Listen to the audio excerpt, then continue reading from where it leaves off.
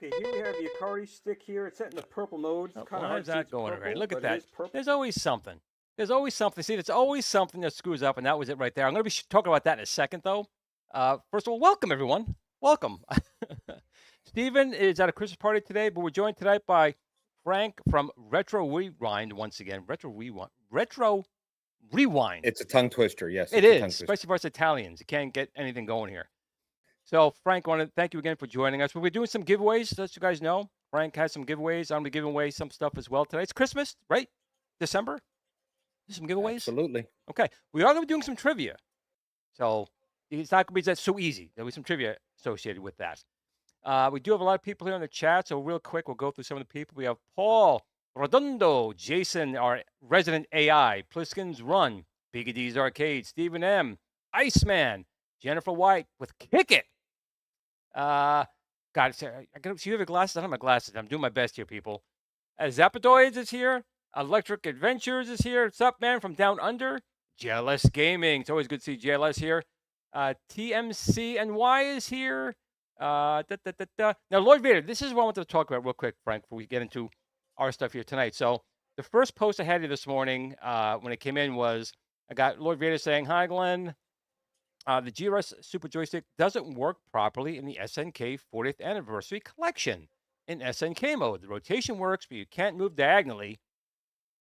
In other modes, you can move diagonally, but the rotation doesn't work. That's why you and reviewers had so bad at Ikari Warriors. You can't move diagonally. No, I'm not good at Ikari Warriors because I suck at gaming. I love them, but I suck. But I did see that post, so I pulled out my machine, and I loaded the 4th anniversary. So I have a little video here showing that it does work. So, Lord Vader, I'm not sure if there's something wrong with your setup. Maybe there's some corrupt file in there, but here's a video I made just right before the show. Okay, here we have the Ikari stick here. It's set in the purple mode. It's kind of hard to see it's purple, but it is purple. So this is the SNK 40th Anniversary mode on Amazon Prime.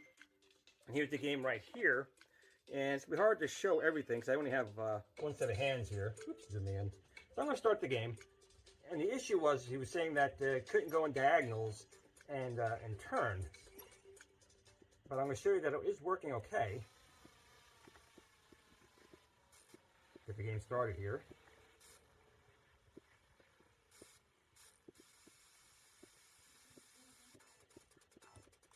Okay. Ah. Okay, so you can see right here, I can turn in all directions, but I can go in diagonals. And I can turn when I'm in diagonals. I'm not sure what issue he's having, but the Ikari stick here does work properly. I can go in all the diagonals. It's hard to do it with one hand and hold the camera, but everything is working okay.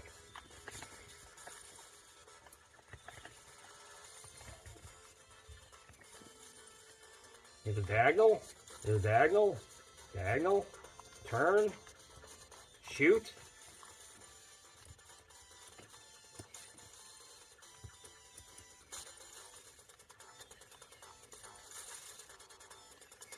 So that's that. So I'm sorry for having a problem, but it could be the way you have your game set up possibly. I don't know. So Lord Vader, I don't know what's going on with your setup. Maybe try reinstalling it, but it does work. But I suck at the game. Frank, how are you with these games? How are you with I these old must games? say, if I had your joystick back in the day, I probably wouldn't have dumped as many quarters into that game, because that looks really slick. It's one of my favorite games of all time, to be perfectly honest, and probably the only game I'm really good at. So it's Oh, funny you're that good you at brought it. that up. You're good at it. Well, good is relative. There was a tell lot you. of money spent. I tell you, my game back in the day, Space Invaders, Asteroids, the old games, right? And I was really good at them. And I tried playing them again right now, and I just don't have the mojo. I get okay, but I just don't have the eye-hand coordination anymore. I think it's just age. Yeah, it's called old age. It happens to all of us. But That's I right. still act 12, Frank. I don't get it. I act 12.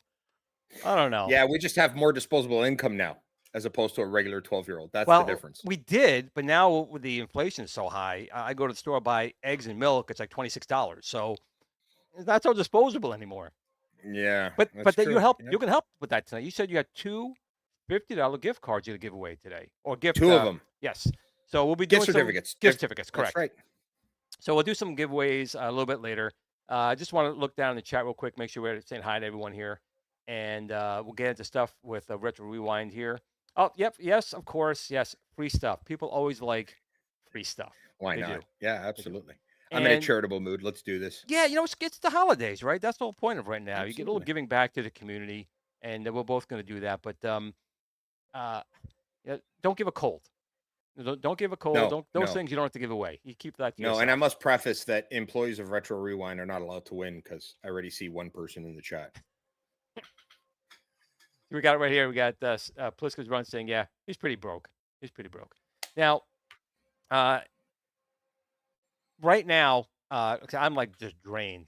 So just so everyone knows, we just released the Ikari stick. We just launched it internationally. We had to wait to get SNK's approval to do it internationally for the license. I was really hoping to do a pre-order today for the GRS boomstick, the shotgun. So keep an eye out for that. It's any moment we're going to be dropping pre-orders for the shotgun. And I was just hoping to be tonight, but unfortunately, it is not. And I'm not quite sure what the holdup is. It could be any number of things. But in any case, enough of that. So we're going to talk to Retro Rewind right here. And I'm going to pull up his website here real quick for anyone who's not aware of the website. So here we go. Always go small. Don't go small. Go big. There we go. So Frank, tell us a little bit, for people who don't know Retro Rewind, tell them a little bit about what your site and you are all about. So we manufacture, we create new components, we repair retro computers, specifically stuff in the Commodore family and the Tandy Coco family. Started more as a hobby. I had itches to scratch, I had machines to fix, and frankly, I'll be honest, my wife says, hey, either start making money off this stuff or stop spending all this money, take your pick. And I chose the latter. And it's been a rocket for the past, we're coming up on 5 years. Nothing but holding on. We got like well over 100 products. We've probably repaired, at least 150 machines in the past 5 years. Because it's a shame. It really is a shame to see these things either end up in a landfill or unusable, because you can't go out and get a new Commodore 64 or an Amiga or a Tandy Coco. So we offer modern components, solutions, SD card solutions, accelerators, parts, and we're starting our new what we're calling the Case Saver series now. That Let me pull that back up real quick so you can talk about that. So yeah, so we invested in a very large and very expensive high quality SLA printer, which gives us the ability to reproduce stuff like you're seeing on the screen right now. These are plungers for any Commodore machine that uses a Mitsumi keyboard. So like the 1200, the 600, some 500s, almost all 500s. The very first revs I think came with MX style switches. So we got those. We got the plungers for the SX, or for the Commodore 64 series, which is what you're showing right now. We're working on all the plastic components for the SX64, case clips for all the Amiga computers. Essentially, I have to justify this investment. So if you got a broken machine, broken keyboard, come on by. Hey, you might win a $50 gift certificate that'll allow you to buy these parts. now, are these made? Do you guys like find like the dimensions online, or you actually take one, measure it yourself, and create it that way? How did you come up with making them accurate like this? I completely disassemble machines that we have and recreate them, engineering style, like I've always done, right? Calipers, and in some cases, especially with those plungers, because one of the problems that the community has had with some of those plungers is there are these tiny insets on the inside corners that are like 0.4 of a millimeter wide, which you really can't do with a conventional 3D printer. And then the keycap doesn't actually snap in, doesn't stay the right height. So in some cases, going back to your earlier comment about, getting old, sometimes I have to actually do it under a microscope to figure out the exact dimension. But yeah, no, it's a painstaking process. And, there's 7-8 revisions. The problem with finding stuff online is you don't know if it's accurate or not, right? So Right. I'm just not gonna start reproducing stuff. So I rather start from scratch, so that I end up with a CAD model that I can adjust if need be based on the revisions. It's taken a few revisions to get it, but yeah, we'll have the pet ones too. The pet's over there on the floor. I pulled it out of the storage so that I could take the keyboard apart. So pretty much any machine we've got, we're gonna start ripping apart. I was saying this to one of our guys, actually Scumboy, who's in the chat, that when I pass away, my kids are going to find all sorts of keyboard springs in my workshop downstairs, because I think I lost about 4 or 5 keyboard springs in the process of taking them apart. Because once they go, forget it, they're gone forever. You have no idea where they end up. I have to ask. I have to ask real quick, because I know you do all these kinds of repairs. I've honestly really never seen like a Coco go bad. What goes bad on a Coco? I mean, this is kind of weird. And Radio Shack computers, I had always had a love for them from Model 1, 2, and 3, and the color computers. But I've never seen one go bad. What's gone bad, or what breaks on a Coco? The salt has gone bad. That probably the most common is the salt chip. Gimmies have gone bad. Definitely memory, much like any 8-bit computer from the day. MT was a company that made a lot of RAM, and like 70% failure rate by now. So you get that. We do a lot of upgrades on Coco. So like we'll upgrade the processor to a 6309, which runs faster, cooler.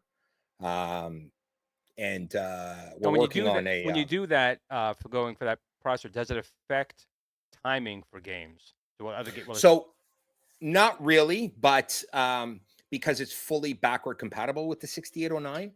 But the Coco community is just so ravenous for their stuff. There is a guy by the name of L. Curtis Boyle, who's like a god in the community, and he's ported. I mean, it's up on his site, his game site. I can post it in the chat. He's ported numerous games to take advantage of the 6309 opcodes, so they run faster. But it always defaults back to being 100% compatible with the 6809. So you never get any issues whatsoever. so it's just a drop in So replacement. it's going to run at its right speed, but if it's got an enhancement in the code, it says, okay, I can run at a higher clock rate, but otherwise I'll default to the standard clock rate. Correct. It's also going to run a lot cooler, like dramatically cooler, which will make it last a lot longer. The only 6309 chips that are made, they're still made today, but they're called mil spec chips. So they're essentially, they have military application. Really? So yes. So I can do like real life war games on my Coco? Well, no, there's some guidance systems out there that actually use them. Right? Get out of town. Well, yeah. I mean, listen, I did work in the defense industry a long time ago. And the rule of thumb is always easy, simple, easy to repair, and reliable. So, like, there's no reason to use like a Xeon processor for a guidance system that can be easily controlled with something like a 6309. I would think also it'd be easier to shield those type of chips as well. Yeah, and they're easier to harden. So that's why these ones run cooler. They're hardened chips, so they're hardened against solar radiation, a whole bunch of stuff, and they're actually made. The dip packaging is made in a way that dissipates heat really well because as example, the U.S. Department of Defense will be like, we want 50,000 of these, and they got to last us 15 to 20 years. So the ones we carry are they're brand new. They're not like old stock. They're still being made by Hitachi, thankfully. Western Digital, they're making the 65 CO2s there, Scumboy. I find it really weird calling him Scumboy all the time now. But I'm not gonna reveal his real name. So we do stuff like that. We're working with a software creator in Australia named Nick Marentes, who's still producing games to this day for the Coco on a new sound card for the Coco, much like the old Orchestra 90. I have to admit that when people think of like retro machines, the Coco kind of gets left out quite a bit, but it really was a really good system. It was very basic. I mean, there wasn't a lot of dedicated hardware, video chip hardware, sound hardware. A lot was done through the processor.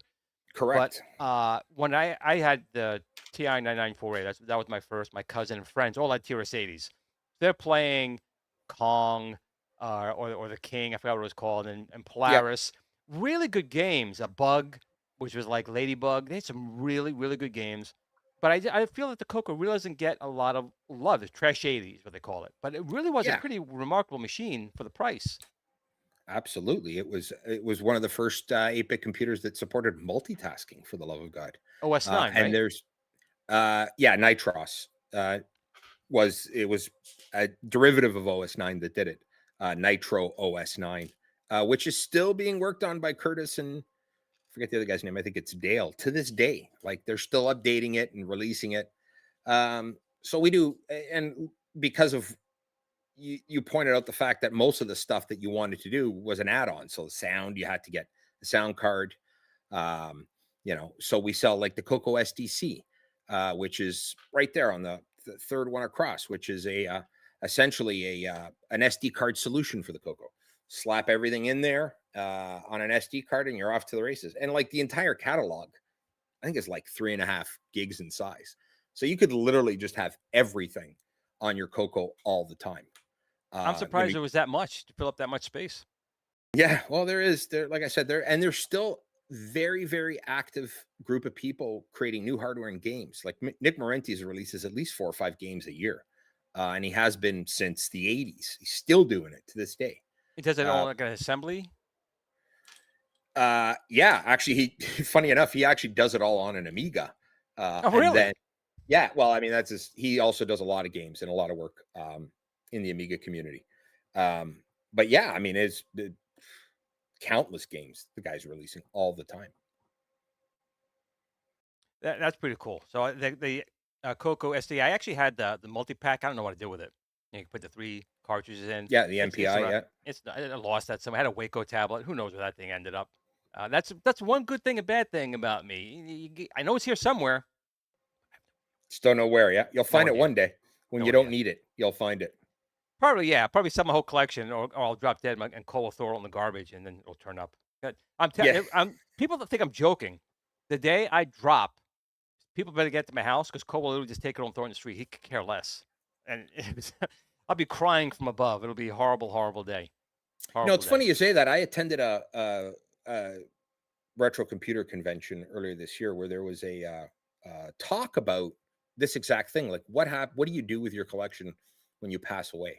And there's actually a law firm working on this, and I think they're based out of California, where you can actually, you pay a fee, you go online, you list your collection, and they will actually kind of sort it out in a will style for you so that your family will know what you want done with it. I think mine will end up getting donated. I'll find. Yeah. I talk. I mean, a lot that's to what the I told guys everyone here. Yeah, the History Museum and Electronic Museum in Texas. I talk to those guys quite a bit, and they take what they want, and whatever they don't, maybe donate it to a charity. Yeah. I don't know.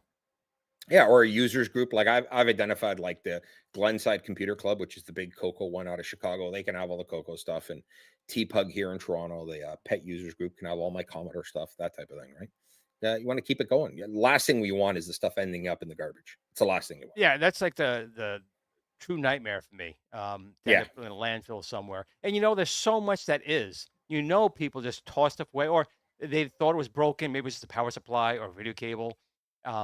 Like I saw, I didn't see it personally, but a guy like an Amiga 1000 was in perfect condition, and he tossed it. Said it wasn't working. Well, how do you know it wasn't something simple?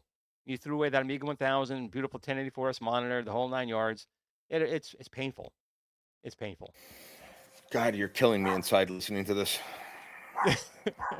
So you know what? We're a little bit into it. We're going to do a trivia question. So, Frank, I need to help with me looking in the chat because I'm sure it's going to blast through here.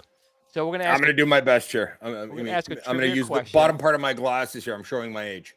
Okay, I'm going to see. I got to find. I have a whole bunch of trivia questions. I'm cheating this time. I'm not going from old memory. I'm going to pick one out. No cheating. No going out there to find the answer. Let me try and find a good one right here. Where did I find it here? Let's see.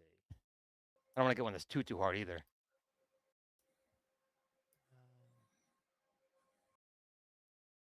Oh my God. Does LASIK work in old people? I don't know. Maybe I should get some LASIK done. I think it all depends on if you're nearsighted or farsighted. How about just being dumb-sighted? Yeah, well, that's okay. Here's one. That's a problem we all have. Okay, here's one. It might be difficult. I don't know.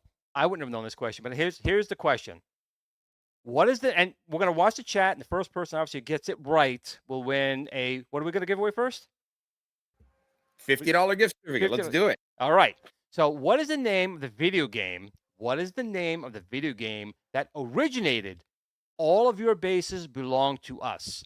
And what is the name of the video game that originated all of your bases belong to us? And we're watching the chat and see what we get here. Good one. Probably stunned everyone. And it's not Ikari Warriors. No, it is not. Right now. It is not. I'll even put it down in the chat here. I think people are frantically Googling. They're probably Googling it. I know. Yeah. I think I may have stumped them. Like, this is not one I would have. Did you know this one? Oh, of course. Of course. We have our winner. It's our resident. He doesn't have to Google AI because Jason is an AI. So, Jason, hit me up after the show. You won one $50 gift certificate from Retro Rewind. And I should have known better. This guy. I think he's a machine. He's really good. So I appreciate everyone else. We'll have two more giveaways. I'm going to give away I think I'm going to do a combo. I think I'm going to give away a GRS version 2 trackball, and I think I have a standard spinner. So we'll give those away. Gorf? No, sorry, Pop Bear, it was not Gorf. No, or asteroids. No. So I forgot if I didn't say before. Steven tonight is blowing us off tonight because he is at a holiday party. So he's having some fun, doing some drinking. My company, here's my holiday party. I'm here with you guys. That's pretty much what they did. We had ours just before World of Commodore. We brought out. Did you go out to World of Commodore too when Steven was out there? Is that where you fixed his machine? Was it there? Yeah, I know. I fixed it beforehand, but yeah, I mean, we're the primary sponsor. We're at World of Commodore every year. Nice. Scumboy said I knew it, but it wasn't allowed to win. Yeah. Oh, look, Steven's already spent. That card is already spent. Like, I'm gonna. No worries. That's what we're here for. All right. So I saw a couple people asking about the Viper as well. The Viper, we have two, actually, it's three teams working on. One's working on a Batacera build, which is the version 3.8 Batacera, and we're just fixing a couple things with external storage. I know that Bobby Vu has some large hard drives. I think it's 2 terabytes. He wants to, load that up. We're having some quirky things with that, so we're trying to fix that. We also have Arcade, which is a really phenomenal build for the Arcade chipset. They're just doing some cleanup as well.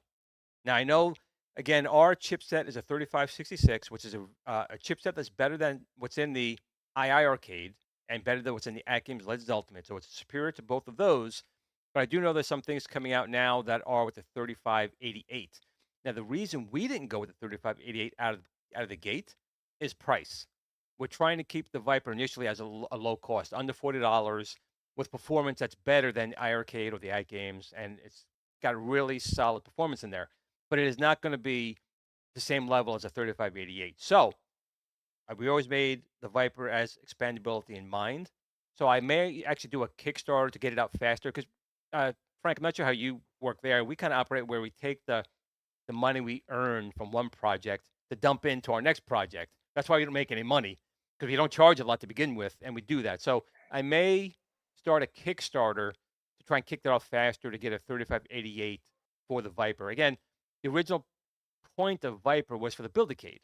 So it's to have a powerful machine, a little machine. Then when iArcade went under, we kind of moved to that realm. So we will be offering a 3588, but it won't be out of the gate. But I think performance on the 3566, especially with the Batacera build and Arcade, I think you guys would be pretty happy with it, especially at under $40 for that. So just throwing that out there. I love my wife does the books. I'm just the dumb engineer. So she tells me what the budget is, and I roll with it. Well, that's okay. So you've been in business, what, 5 years? Coming up on 5 years, yeah. 5-year anniversary. When's your anniversary? When is the Retro Rewind anniversary? July. It'll be second week of July, like the 12th or the 13th, I think. One of those two. Most days I don't remember what I had for breakfast. But yeah, 12th or 13th. And it just started as I made a set of like a diagnostic harness for the 64 and ended up making like 5. And I think I was on Lemon 64, and I told people, well, I got 4 extras if, just to get some money back. And then, oh yeah, I'll take 10, I'll take 20. And I want one. And then I ended up here somehow, like completely surrounded by machines and reflow ovens and all sorts of other stuff. Well, we do. So where do you start? Your garage? And where do you work out of? Because you actually you got this big 3D printer, you got this reflow oven, you have all this stuff. Everything, like the entire basement. And I think shortly we're gonna kind of actually get a proper space because it's getting way out of control, like way out of control. That's like, I hear you, because that's kind of where I'm at right now. You don't realize, but my wife has gone since 2009, so I have no one's reining me in, kind of. Yeah. Yeah. So this room right here, it looks. You guys can't really tell. I am literally like this in this room. I have stuff all around me in here. I have a whole nother bedroom that you can't even fit a human body in, packed with my collection. And then there's my basement, which right now is being worked on, but there's still stuff down there. So all the arcade 1-ups are going to go. I've already started selling them off. I'm going to keep the iArcades. I'm going to keep the iGames, and probably keep Tron for legal reasons, and Star Wars. But the rest of them are going to go. How do you're married? You have kids. You have a dog. Yep. So how did you convince her to allow you to do this? Because like I said, it takes up a lot of space. It does. Well, I mean, at the end of the day, it is a business. It is generating money. Like we were at World of Commodore. We brought everybody in that kind of is part of the team. As an example, we brought RJ Michael in. We sponsor events. So at the end of the day, it is a business, and we treat it as one. Like it is we're not becoming millionaires, but it is profitable. I'm not going to lie to you. I think the breaking point, my wife was fine with it, knowing very well that the next phase is an actual proper assembly facility to have. I don't think we're going to do a storefront. because It's an expense. the It's a large expense. well, it's also like the majority of our business is worldwide, right? I mean, local people, we get lots, but I mean, it's such a small percentage, right? Right. That I don't think we're going to invest on a proper storefront. I mean, we'll be open for people to come, but I think the breaking point was we bought 4 more printers and a whole bunch of supplies, and they came directly from Prusa in the Czech Republic. When the guy with the straight truck showed up in front of the house, going, "You don't have a loading dock?" Because he had skids and stuff. I was like, "There's no loading dock, man." I think that was the breaking point where it's like, okay, this has to end. Now we got straight trucks parked on a residential street unloading stuff off skids.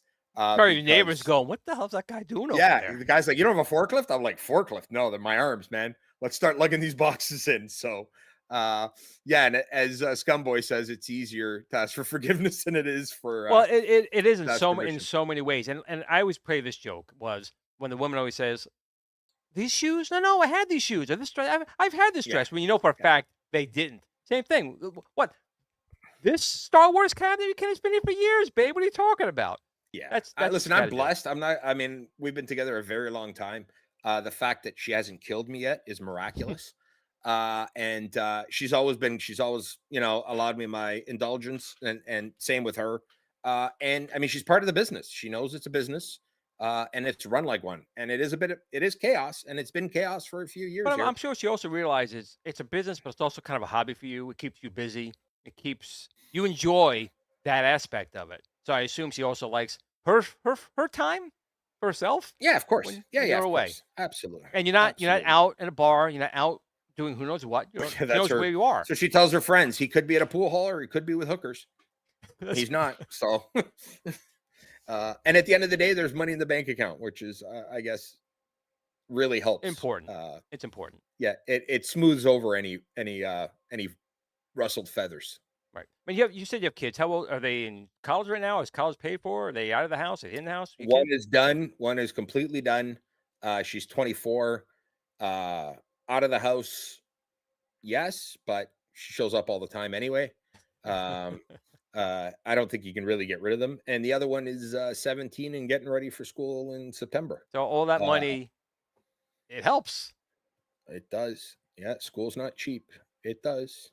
But it's and it allows me to, use business expenses. I bought this like crazy expensive caliper today. And it's, to justify it to my wife is, hey, I need it. It's easier to work in Fusion 360 with a caliper that I can actually connect directly to my machine for measurements. Right. That's where cool.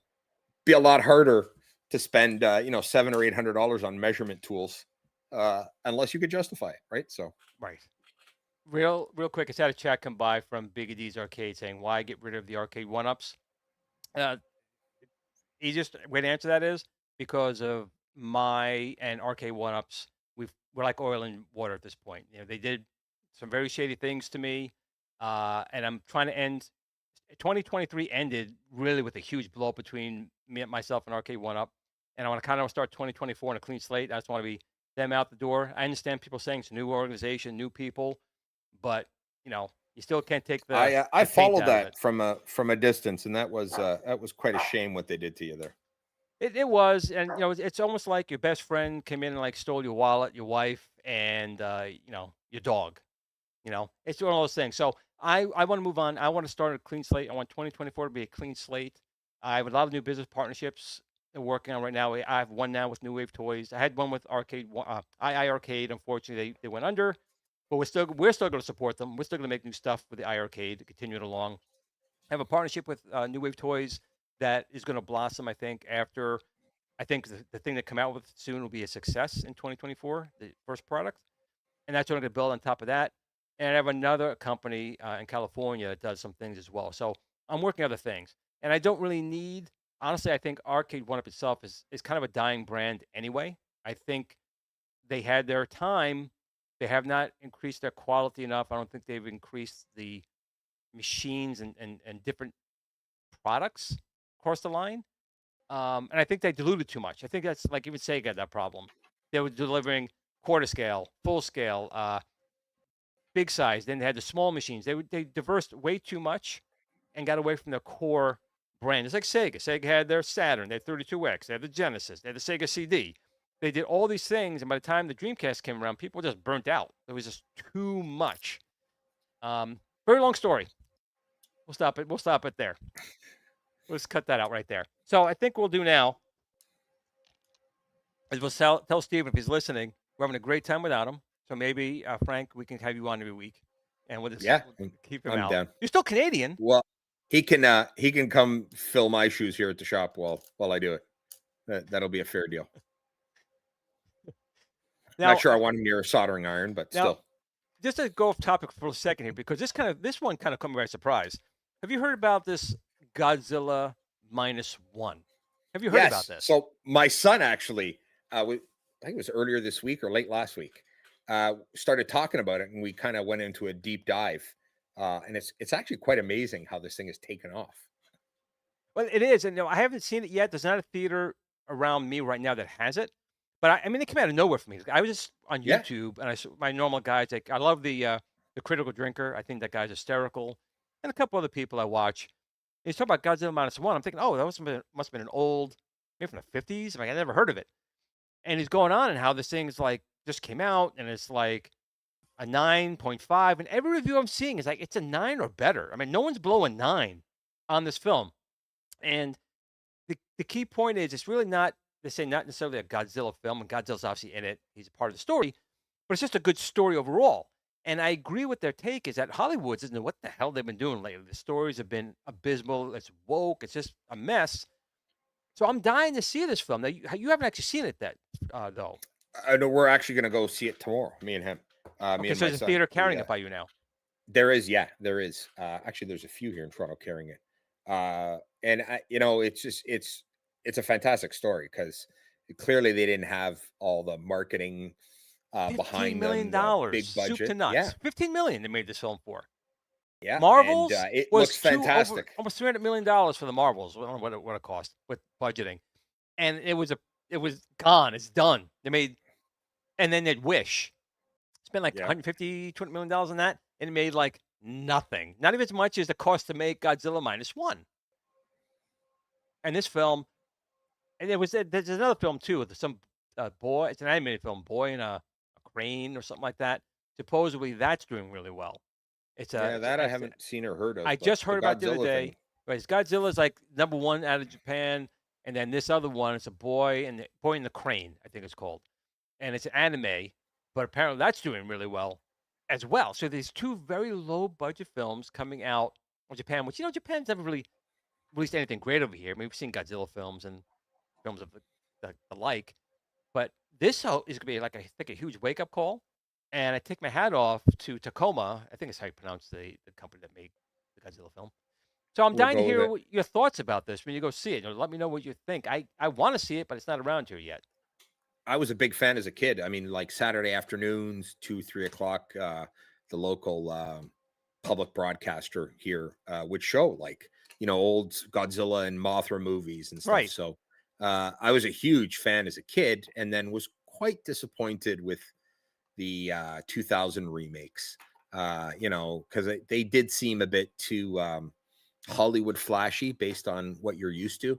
But looking at this, I mean, we've seen the trailer, we've kind of read up on it, and I'm with you. The story just seems fantastic, and that we are lacking that. We are lacking that in entertainment because it just seems to be everything's just glitz and glam and flash, and the majority of the budget is dumped onto special effects, and they're hoping that carries them through, and it really doesn't. That's the thing. Hollywood has gotten all about CGI, which again has not been so good lately. But they're in CGI.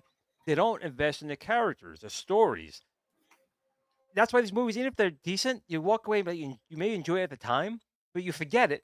As soon as the movie's over, you're done. You could care less. What I'm hearing, there's just such a good story about the main character in there. He was a kamikaze pilot. I'm not giving anything away. This is well known in the trailer. He's a kamikaze pilot. Doesn't go through with it, and how he's treated, and his story along those lines. So it's really more a human story. And what I got funny, what I'm hearing from reviewers is people were rooting for the people to kill Godzilla this time. Usually Godzilla was the one you're rooting for him to crash a city and win. people are now rooting that Godzilla gets taken out because Godzilla is really like a force of evil, which he really in the original Godzilla, that's what he was. Yeah. You know, Yeah.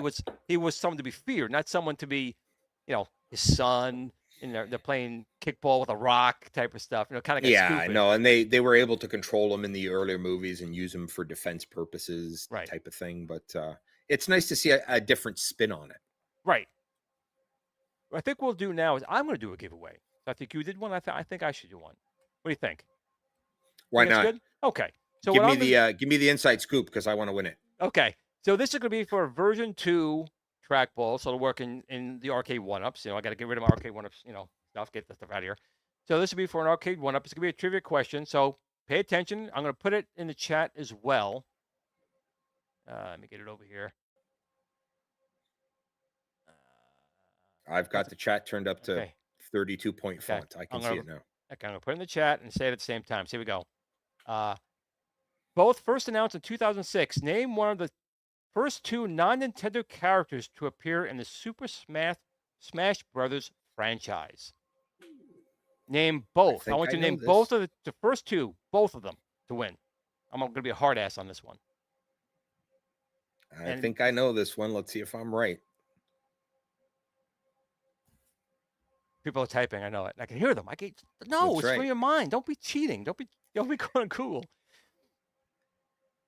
Well, Sonic is part of it, but there was 2 people. There's 2. So that's only half the equation.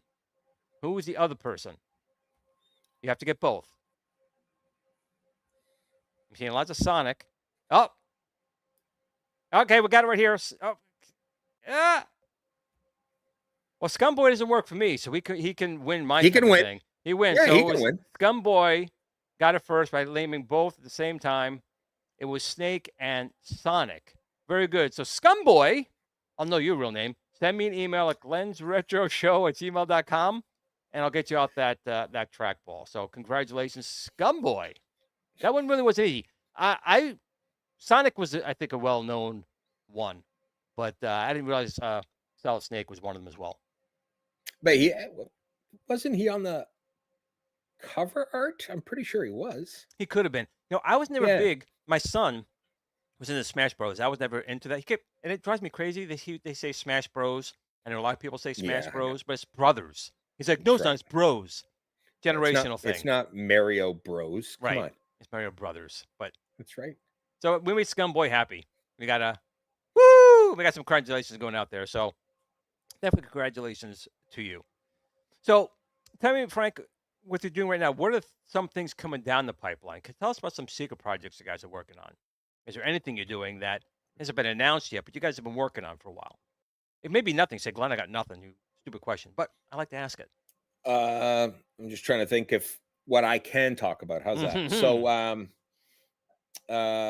we just signed a deal with the guys at A1200.net to be the North American distributor for all the replacement cases that they do. So for the Amiga 500, 1200, they're working on a replacement case for the Amiga 600 as well. Are those the cords that are colored as well? You can get different colors, or there's like pearlescent blue and black. There's a huge list of them.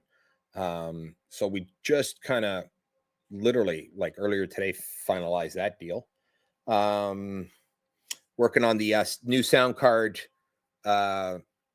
with 2 extra channels for the Coco, which we're codenaming the Orchestra 180. And for those of you that remember the original sound card, it was called the Orchestra 90. So nothing creative on our new name. We're just doubling the DACs in it. What else are we working on? Working on the like I talked earlier, the whole case saver project of trying to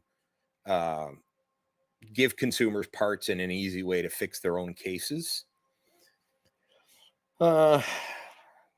There's a lot of things I can't talk about, unfortunately. That's I want you to talk about that. Yeah, I know. I'm just trying to think how far I can push some things. I mean, we work with a lot of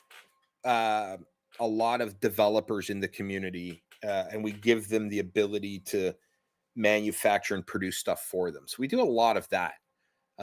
And we've been focusing on that for the past couple months, because there's a lot of developers out there that don't have time or the tools or the expertise to, make a large. Oh, we'll have the VIC Kawari soon. I can say that, Okay. which is the new FPGA replacement for the Commodore 64.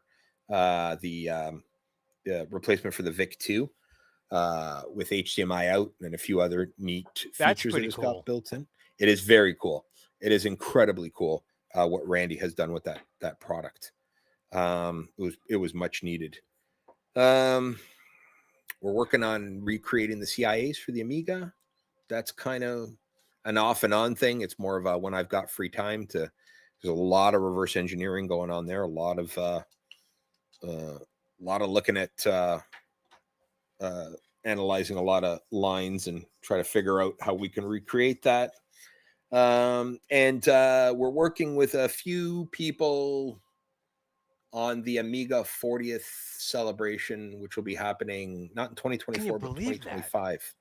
Yeah, I know. It's amazing. 40 years. I used to think I was the young person in the room. Not anymore. Not when you start doing really kills me is that the Amiga really should still be around today. That's the sad part. That machine should be as dominating as the PC and Apple ever was. Is that Amiga? So it's funny you say that. So we brought RJ Michael in. So for those of you who don't know who RJ Michael is, he'll be on the show in a couple of weeks, actually. Yeah, I know. I got Steven and him hooked up. So he's the original creator of Intuition, which ended up becoming Workbench. So I mean, it was his vision, or as he puts it, wasn't really my vision. It was like, I'm going to go in the corner and do this, and spent 4 months building it on his own. So we brought him down to World of Commodore.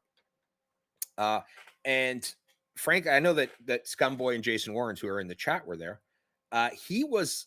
So he's at Google now. He's a director or the vice president of gaming at Google. So he's, and he's worked on stuff like the PlayStation 3 and the Atari Lynx and a whole bunch of things in his career. But he originally started at Amiga Technologies in the early 80s. So he came to World of Commodore and he was like a kid in a candy store.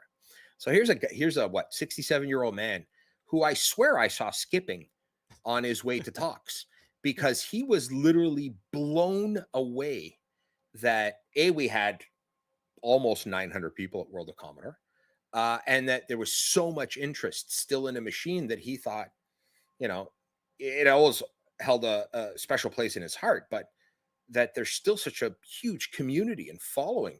And I mean, people were like treating him like a god.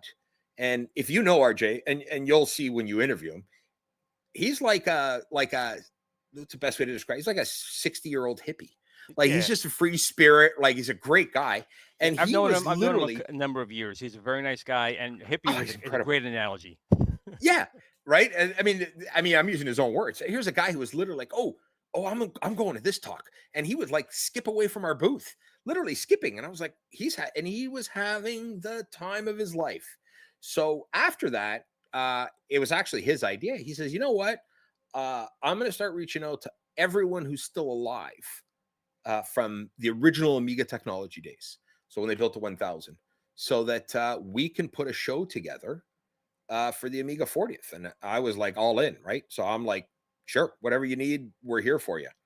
So I'll be going out to see him, I think in January, to start kind of the preliminary discussions because they want to make it a big thing. There's a few investors who are quite large that I can't talk about yet, but who are behind this, and they want to bring the Dave Haney's and the Dale Lux and everyone who's still around. Even like he's like I even want to find the guy who used to like be our janitor, like bring everybody together, which I think is fantastic. At least all the people who are still with us.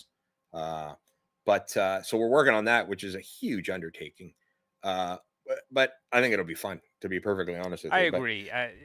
I still can't believe it's been 40 years, and more so that it's been since what 97, 98 is when the Amiga Commodore went kind of belly up. I'm trying to remember what it was. The end of 96, 96. So, and I was so pissed off at that point. I had a 1200 tricked out with a 1.76 drive, and 040, had a Bomac Tower with a 2000 in it, with M-plant boards and a 46 bridge board and Picasso boards, everything, an Opal Vision. Okay, I made one bad step. I bought an Opal Vision, my mistake. And I had my 500, and I sold it all. I had so much hardware, and I loved it. I was so pissed. I sold it all, and it was a mistake. It was one of those things like it's like your girlfriend.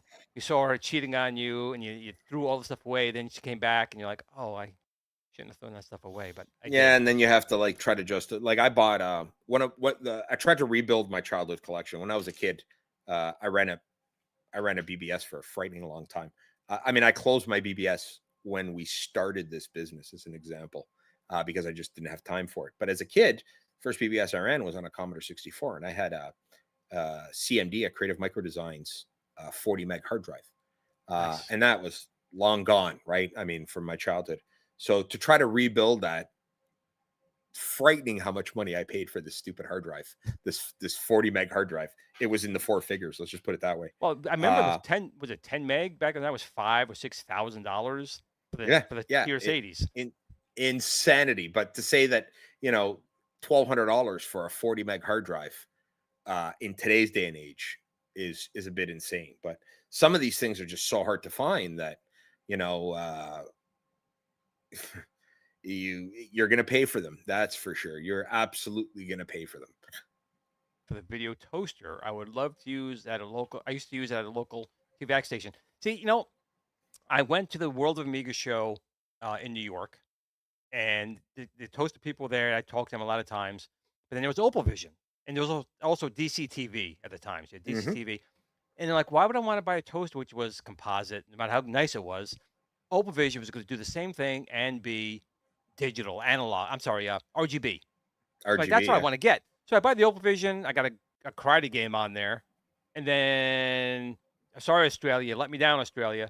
You never finished it up, and you just kind of went belly up, and I never got it. So I blew like $1,500 when I could have got a toaster and used Lightwave. So that bad step. I don't always do things right.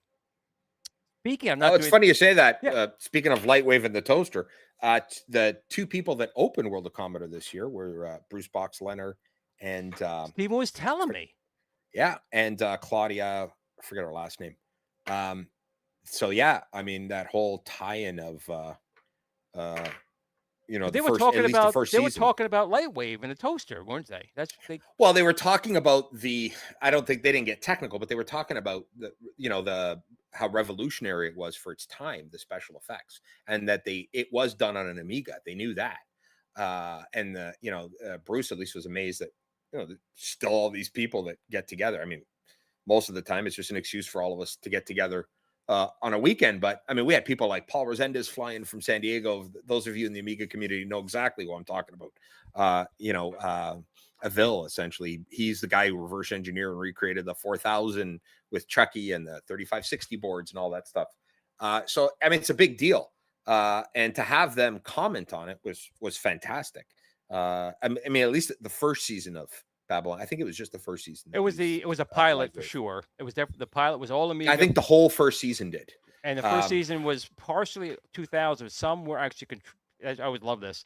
Mac people saying we had a video toaster, but it was just a video. Yeah, connected 2000 connected to a Mac. So yeah, they still were farming 2000s, but they were using AppleNet, I think, to connect them. Correct. So the company that did their graphics is still around to this day. Doing special effects. Wasn't Babylonian Productions? Correct. They're in British Columbia, and when I used to do the TV show Lab with Leo, they would come in and kind of, at least then they were talking about the stuff they were doing for like Battlestar Galactica and some of the sci-fi shows. But one of the guys that used to come in, and you'll probably find an episode on YouTube of this, where Leo and I talked to him about this. He had been there since the days of Babylon 5 and using Lightwave. And how revolutionary it was that you could spend. I mean, as a consumer, you'd spend 10 grand. That's a lot of money. Right. The reality is you're spending 10 grand for a product that would probably cost you 150 to $200,000 back in the day, right?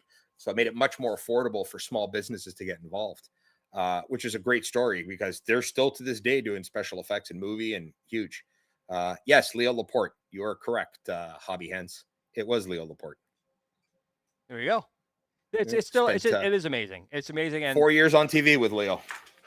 That's pretty cool. So I think we're running up towards the hour. So I want to do two things. I want to do my giveaway and still got to do one of your giveaways. So this giveaway, we'll end with yours. I'm going to do a GRS version 2 USB spinner. So I'm going to ask a question. I'll put it down in the chat as well. So this is, again, for a GRS version 2 spinner. And I guess everyone's can do this. So I'm going to put it down in the chat. And here we go. 1, 2, 3. Oh, is it too long? Oh, I can't even put it in the chat because it's too long. So I'm just going to just say it.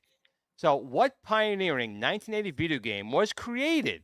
Now listen to the question.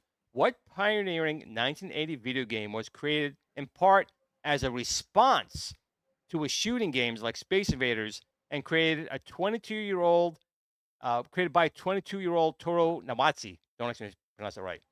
And has the highest possible score of 3,333,360. Wow, you're good at this. You are good at this. No, but it's not Doom. You could watch in the chats here. So what pioneering Yeah, I'm watching because I don't even You don't don't even know. know. Okay, so what pioneering video game in 1980 was created as a response to the shooting games like Space Invaders and created by 22-year-old Turo Awani? I don't pronounce it right. Not Duck Hunt. The highest possible score in the game, 3,333,360. Duck Hunt was a little bit later than 1980. Yep. Not Astro Smash, not Galaga. Custer's Revenge. Oh, that would be really good. But no, not Custer's Revenge. I like that answer, though. Oh, Adam got it. Adam got it. It is Pac-Man. Congratulations, I didn't realize Adam. that it was made in response. I had no idea. Yes. So, Adam, I think you know my email address, but if you don't, glensretroshow@gmail.com. Hit me up. I'll get you out a version 2 spinner. Now, don't go away, people, because we still have one more giveaway to give. So don't go away. But the back to the Amiga for a second. That's why I'm saying that, you know, the especially today with all the CGI stuff, the Amiga, if it had progressed, if it had gotten more powerful, I still think that would have been like the desktop publishing and used in Hollywood today, or at least in television. I really think the Amiga would have found its niche there. Mac had its desktop publishing, in Photoshop, and PC had spreadsheets, so that everyone would have lived really nice together. It's kind of the funny mismanagement though. of Commodore kind of ruined it all. It really did. They were taking everything except the curtains off the wall, but Commodore gave PCs and Macs 10 years to catch up, and they did, and surpassed. You never would have saw, like right now, I can do this live stream. I'm controlling different videos. I have 1080p or 2K video on these screens. This stuff, to me, would have been holographic displays at this point. It would have been right in your brain. Yeah, I mean, they were using Power PCs before the Mac was, right? They saw the benefit of that architecture. Motorola sold it to them clearly. Right. And so it's unfortunate because you could see, especially on the Mac side, you could see how they were, essentially the Mac emulated them and then surpassed them dramatically, right? Because of Commodore's mismanagement and, Gateway and SCOM and everyone else that Commodore ended up with really just didn't do anything with it. Gateway, I really thought, I actually felt good when they bought them. I said, okay, they're a PC manufacturer. They must know what they have. And they just wanted some IPs. That's really all it was, yeah. And people, I got to realize, like stuff like your auto config, that stuff came from the Zorro slots in the Amiga. They wanted that. Yeah, absolutely. People think that, PC was so great. Same with the Mac. The Amiga, that architecture came from there. Even like Atari, like USB we use today. USB today really came from Atari's I/O port, serial I/O. Yeah, that was like the granddaddy of USB. And a lot of people still don't know that when IBM was first going into the computers and they were trying to figure out what they were going to do, their initial thought was to buy Atari.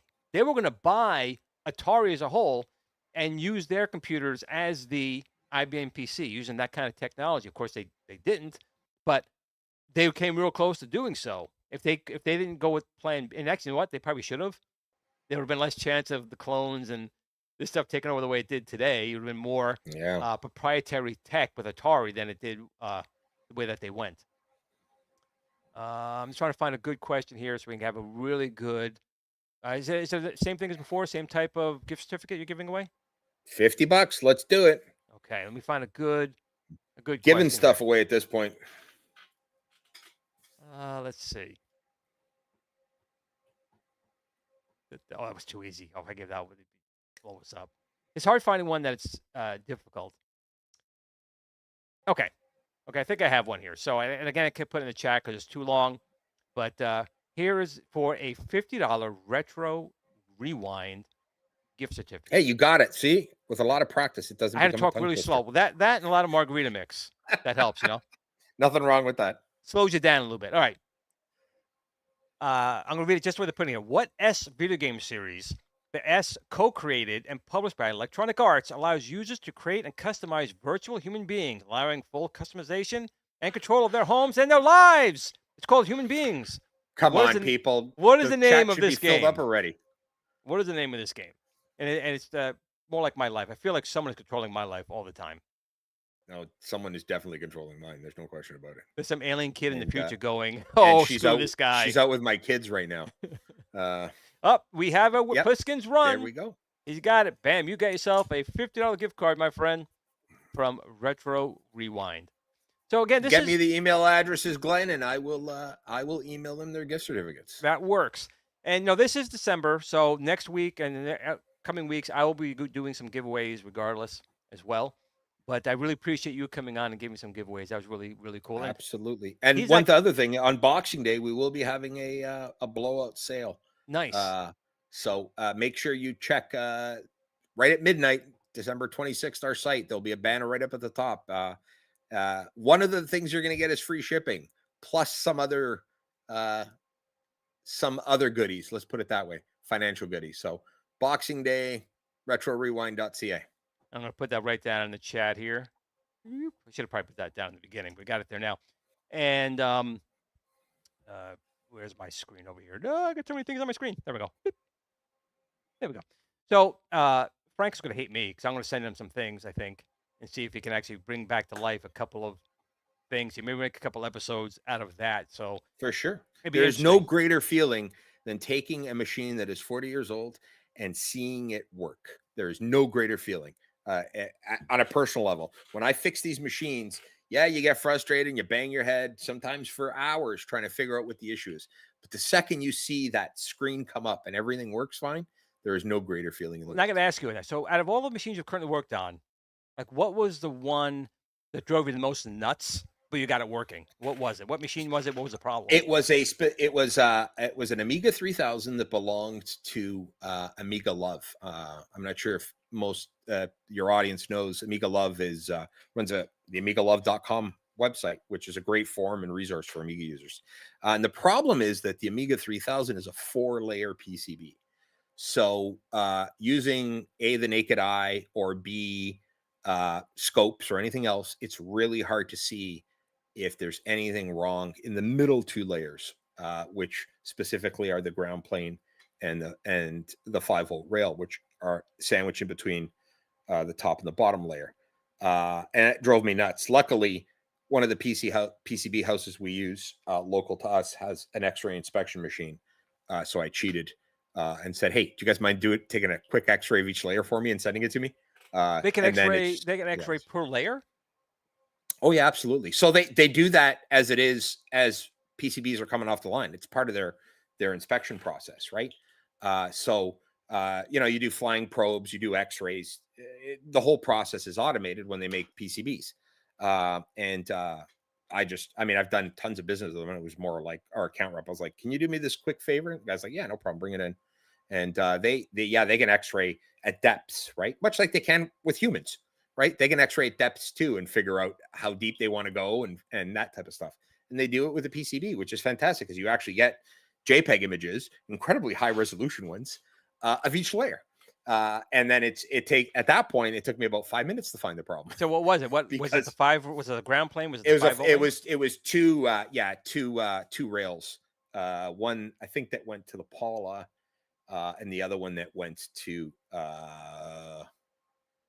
one of the gals. I think the 3000, for those of you that might know what it looks like inside, is an incredibly dense populated PCB, incredibly densely populated.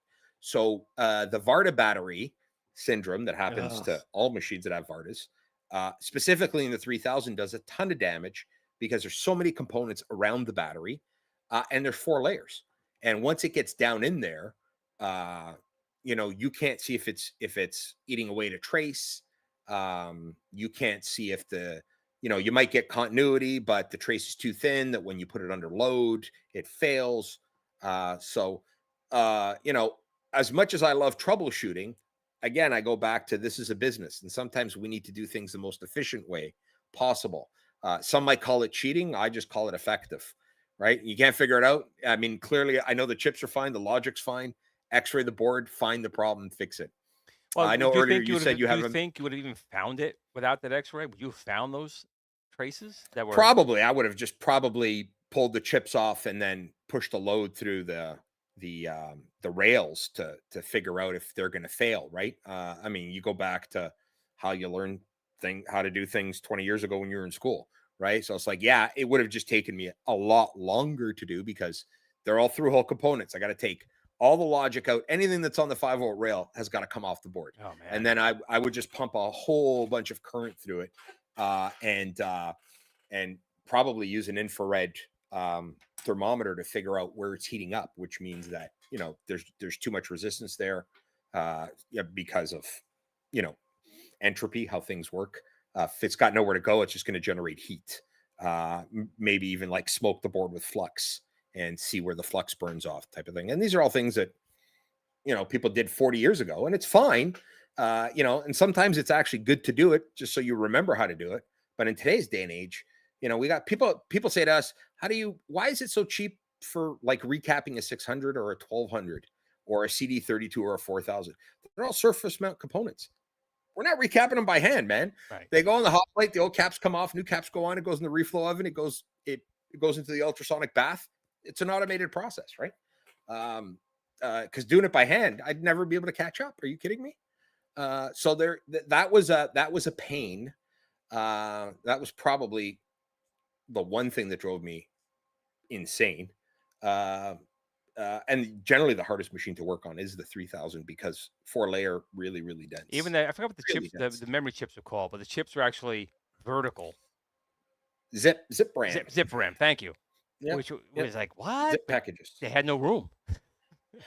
Yeah, at the World of Commodore, we had Stacy, who used to work for Commodore, had a 3500T. There was only 8 ever made, and they never left Commodore's possession. Wow. And she still got the one that was from North America. They sent them to different Commodore Skunk Works across the world. I know that earlier this year, the one in Europe sold for like 14,000 euros or something insane like that. Yeah, don't ever use an original 64 power supply, please. Please. Or the business side of me says, please do use it so that then you need it repaired. But yeah, don't use an original 64 power supply. Yeah, the quality control on some of those weren't even good back when they were new. So yeah, you know what? It's not even so much quality control as it was the technology of the day, right? So I mean, essentially, it's just a 7805 voltage regulator. That's all it really is, and a transformer. And there was no, you didn't have a switch mode power supply in 1983. No, there might have been, but it probably would have been, Apple, $700 or $800. Apple did it. Like, yeah, $700 or $800. So there's no circuitry protection. And when the 7805 goes, instead of it turning itself off because of the nature of the logic inside the chip, it increases. Yeah. So 5 volts becomes 6, becomes 7, becomes 8, and now you've overloaded stuff on Friday, right? Yep. So, I mean, it's just the way it was. It was literally the way it was. But it was also simpler. I mean, when you're looking at those type of things, it was much easier to work on as well. So there's very much so. Like when a 64 comes across the bench, like it's a sigh of relief, because usually in like 8 minutes I can figure out what's wrong with it, right? I mean, there's just such simple machines, but I think that's what makes them incredible, that they are such simple machines, and yet we did so much with them. We have a guy here in Canada out of Kingston named Greg Naku, who created the 64 OS. I don't know if you've seen this.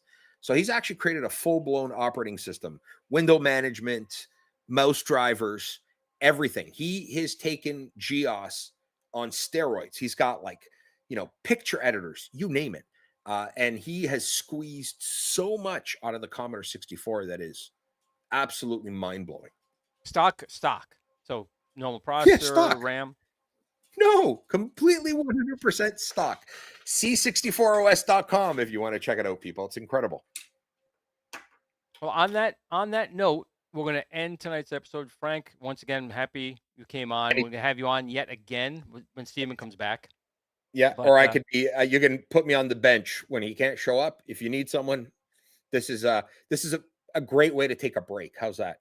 That's fantastic. I hope the Yeah. wife is watching, seeing you on the big screen or the little screen. Nah, she's out with the kids. They're at dinner or something. This way, it was easier to kind of leave me alone to do this. Well, I'll send you the emails for our winners, but I want you to tell me what you think of Godzilla Minus One. I got to know what you. I will absolutely. I will be in touch. I will. I think we're going to the 6 o'clock show tomorrow, so I'll send you a note as soon as I'm done.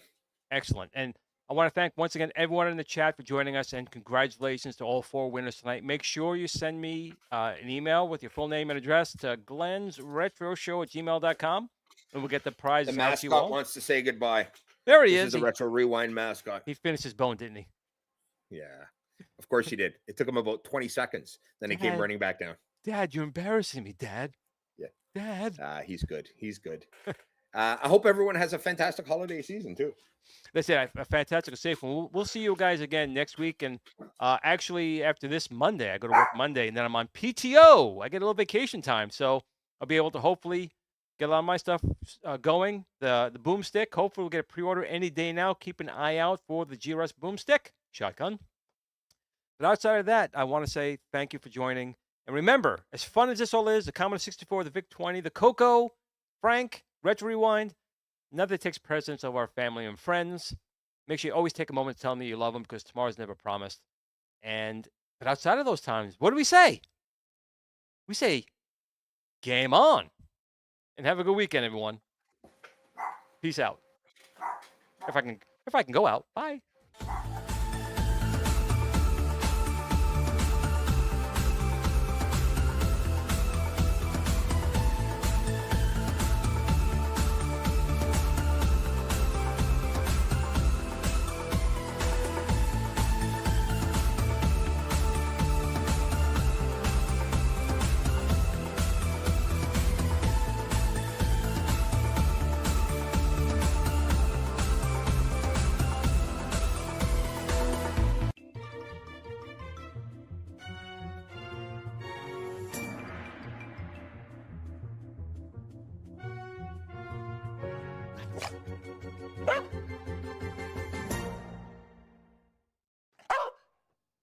Game on. Sit, Blue, sit. Good dog.